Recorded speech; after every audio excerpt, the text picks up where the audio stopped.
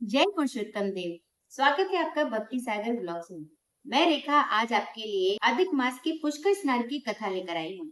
जैसा कि हमें पता है कि अधिक मास में गंगा स्नान, पुष्कर स्नान या फिर अन्य पवित्र नदियों में स्नान का बहुत महत्व है। इसीलिए आज की कहानी से आप जान पाएंगे कि पुष्कर में स्नान करने से कौन से 3 लाभ मिलते हैं। तो चलिए शुरू करते हैं। एक सुंदर नगर में 3 सहेलियां रहती थी, राम प्यारी, सुशीला और देवकी। तीनों ही बहुत धार्मिक थी। तीनों का पुरुषोत्तम भगवान पर अटूट विश्वास था। जैसे ही अधिक मास आता, वे अधिक मास स्नान करती, व्रत करती, पूजा पाठ करती, मंत्र जाप करती, आपस में मिलकर भजन कीर्तन करती और एक साथ मंदिर भी जाती थी। राम प्यारी बहुत ही धनी घर की बहू थी।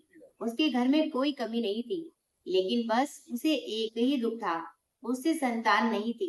उसके घर का सूना आंगन उसे हमेशा काटता था। वह चाहती थी कि प्रभु उसे एक सुंदर और संस्कारी संतान दे।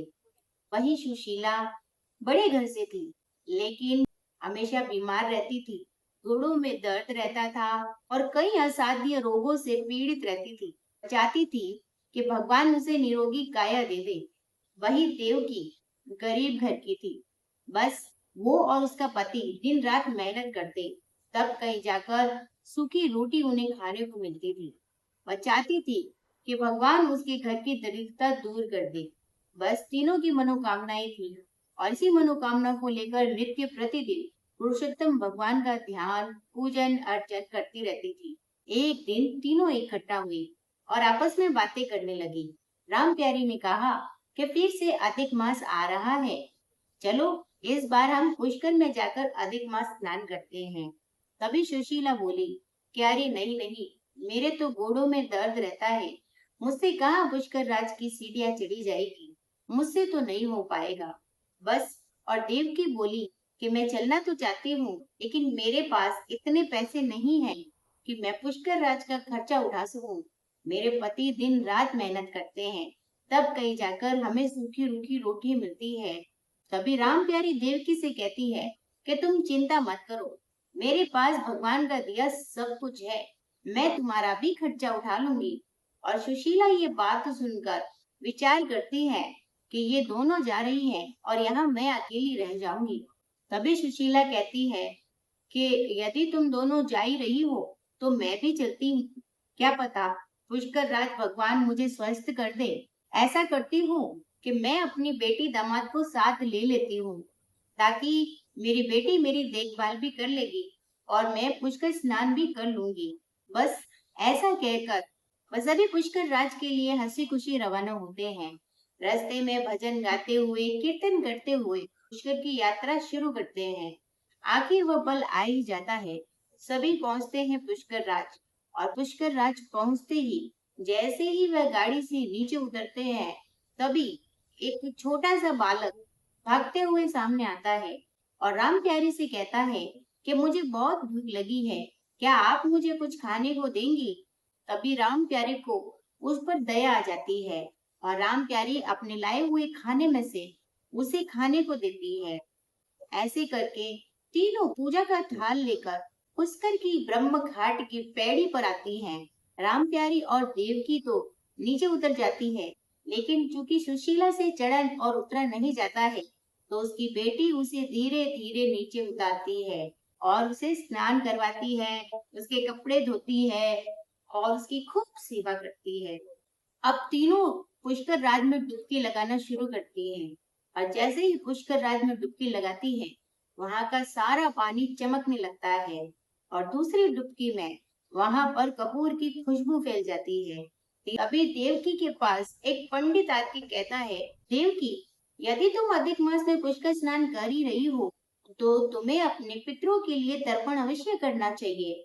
लेकिन देवकी कहती है, पंडित जी, पूजा पाठ कराने के लिए मेरे पास पर्याप्त धन नहीं है। तभी पंडित जी कहते हैं कि धन की कोई आवश्यकता नहीं है, तुम बस बैठ जाओ। और पंडित जी देवकी से कहते हैं कि कोई बात नहीं, जो तुम्हारा मन पड़े दे देना, बस तुम पूजा करवाओ। और देवकी पूजा करवाती है। अपने पितरों के नाम पे तर्पण करवाती है। पूजा समाप्त होने पर देवकी भी तीसरी डुबकी लगाने के लिए पुष्कर राज में उतरती है और तीसरी डुबकी लगाते ही वहां ढोल नगाड़े बजने लगते हैं।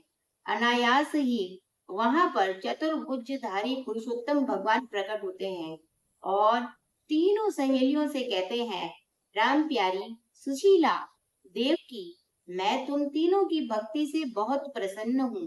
राम प्यारी, तुमने भूखे बालक को भोजन करवाया, अपने भोजन का हिस्सा भी उसे दिया, इसीलिए जल्द ही तुम्हें संतान सुख मिलेगा।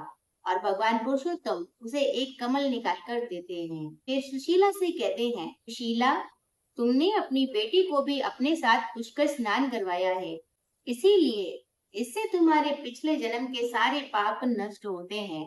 मैं तुम पर भी बहुत प्रसन्न हूँ।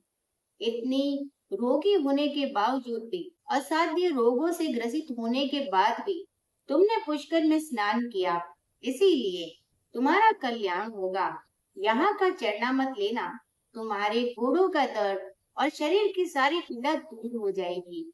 फिर भगवान पुरुषोत्तम देवकी से कहते हैं, देवकी, तुमने पुष्कर राज में आकर अपने पितरों को याद किया, उनके निमित्त पूजा पाठ करवाया, इसीलिए तुम्हारे पितरों के आशीर्वाद से आज से तुम्हारे घर की सारी गरीबी, सारे दुख दर्द दूर हो जाएंगे। और पुरुषोत्तम भगवान ऐसा कहकर वही अंतर ध्यान हो जाते हैं। तीनों सखियां हंसी खुशी फिर से घर लौटती है। पुरुषोत्तम भगवान और अधिक मास का उद्यापन करती है। अपने गांव में पुरुषोत्तम भगवान का मंदिर बनवाती है। अब राम प्यारी के घर में एक सुंदर से बालक की किलकारियां गूंजती है। वहीं सुशीला के घोड़ों का दर्द ठीक हो जाता है और देवकी के घर की गरीबी बिल्कुल दूर हो जाती है।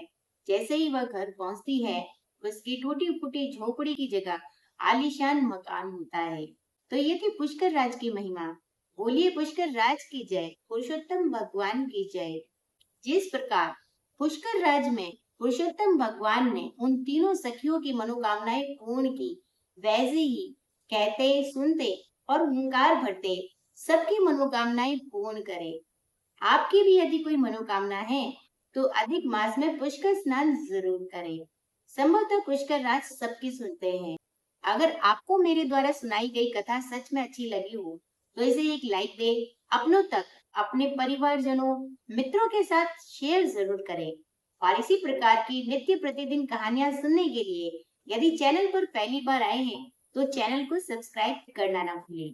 कमेंट बॉक्स में अपनी मनोकामना पूर्ति के लिए जय पुष्कर राज जरूर लिखें। जय पुरुषोत्तम देव, जय पुष्कर राज।